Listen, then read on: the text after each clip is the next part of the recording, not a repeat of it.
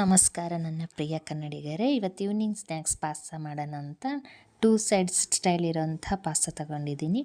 ಅದಕ್ಕೆ ಸ್ವಲ್ಪ ನೀರು ಮತ್ತು ಉಪ್ಪನ್ನ ಹಾಕಿ ಒಂದು 2ರಿಂದ 5 ನಿಮಿಷ ನೀವು ಚೆನ್ನಾಗಿ ಬೇಯಿಸ್ಕೊಳ್ಳಿ. ನೀವು ಬೇಯಿಸಿದ ತಕ್ಷಣ ಗೊತ್ತಾಗುತ್ತೆ ಅದು ಮೆತ್ತಗೆ ಅನಿಸುತ್ತೆ ಚೆನ್ನಾಗಿ ಬೇಯಿಸಿದ ಮೇಲೆ. ಅದಾದಮೇಲೆ ಅದಕ್ಕೆ ರೆಡಿ ಮಾಡ್ಕೋಬೇಕು. ನಾನು ಗ್ರೀನು ಆ್ಯಂಡ್ ರೆಡ್ ಎರಡೂ ಸಹ ಮಾಡಿ ತೋರಿಸ್ತೀನಿ. ಒಂದು ರೆಡ್ ತೋರಿಸ್ತೀನಿ ನೆಕ್ಸ್ಟ್ ಟೈಮು. ಇವಾಗ ಗ್ರೀನ್ ಮಾಡ್ತಾ ಇರೋದ್ರಿಂದ ಅದಕ್ಕೆ ಸ್ವಲ್ಪ ಶುಂಠಿ, ಮೆಣಸಿನ್ಕಾಯಿ, ಕೊತ್ತಂಬರಿ, ಬೆಳ್ಳುಳ್ಳಿ, ಜೀರಿಗೆ ಮತ್ತು ಸ್ವಲ್ಪ ಈರುಳ್ಳಿ ಹಾಕಿ ನೀವು ಗ್ರೈಂಡ್ ಮಾಡಿ ರೆಡಿ ಇಟ್ಕೊಂಡಿರ್ರಿ. ಅಷ್ಟರೊಳಗೆ ಅದು ಬೇಯುತ್ತೆ. ಬೇಯಿಸಾದ್ಮೇಲೆ ತಕ್ಷಣ ಈ ಥರ ಗ್ರೈಂಡ್ ಮಾಡಿಟ್ಕೊಳ್ರಿ. ತೀರಾ ರುಣ್ಣು ಖಾರ ರುಬ್ಕೊಳ್ಳಿ, ಇಲ್ಲಾಂದರೆ ಒಂದು ಅರ್ಧಂಬರ್ಧ ರುಬ್ಕೊಂಡ್ರೂ ನಡೆಯುತ್ತೆ. ಆದಮೇಲೆ ಒಂದು ಪಾನಲ್ಲಿ ಸ್ವಲ್ಪ ಎಣ್ಣೆ, ಸಾಸಿವೆ ಆಪ್ಷನಲ್ಲು, ಕರಿಬೇವು ಮತ್ತು ಈರುಳ್ಳಿ, ಸ್ವಲ್ಪ ಅರಿಶಿನ ಮತ್ತು ರುಬ್ಬಿದಂಥ ಮಿಶ್ರಣವನ್ನು ಅದಕ್ಕೆ ಹಾಕಿ ಒಂದು ಸ್ವಲ್ಪ ಫ್ರೈ ಮಾಡ್ಕೊಳ್ಳಿ ಅದನ್ನು. ಯಾಕಂದರೆ ಹಸಿ ವಾಸನೆ ಸ್ವಲ್ಪ ಹೋಗೋ ತನಕ ಸ್ವಲ್ಪ ಅದನ್ನು ಕೈಯಲ್ಲಿ ಆಡಿಸ್ತಾ ಇರಿ.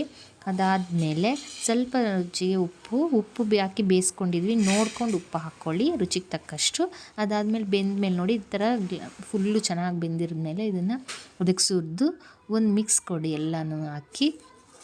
ಆವಾಗ ತುಂಬ ಚೆನ್ನಾಗಿರುತ್ತೆ. ಈವ್ನಿಂಗ್ ಟೈಮ್ ಮಕ್ಕಳು ಸ್ಕೂಲಿಂದ ಬಂದಾಗ ತಿನ್ನೋಕ್ಕೆ ತುಂಬಾ ಚೆನ್ನಾಗಿರುತ್ತೆ. ಇಲ್ಲ ಸಂಡೇ ಟೈಮಲ್ಲಿ ಈವ್ನಿಂಗ್ ಸ್ನ್ಯಾಕ್ಸ್ ಥರನೂ ಚೆನ್ನಾಗಿರುತ್ತೆ. ಯಾವಾಗಲೂ ಒಂದೇ ಥರ ರೆಡಿ ಮಾಡಿಕೊಟ್ರೆ ಅವ್ರಿಗೂ ಬೋರಿಂಗ್ ಆಗುತ್ತೆ. ಹಂಗಾಗಿ ನಾನಿದು ಡಿಫ್ರೆಂಟಾಗಿ ಚೇಂಜ್ ಮಾಡೋಣ ಅಂತ ಈ ಥರ ಮಾಡಿದ್ದೀನಿ. ಒಂದೇ ಒಂದು ಸ್ಪೂನಷ್ಟು ನಾವು ಇಲ್ಲಿ ಚಿಲ್ಲಿ ಸಾಸ್ ಹಾಕ್ತಾಯಿದ್ದೀನಿ.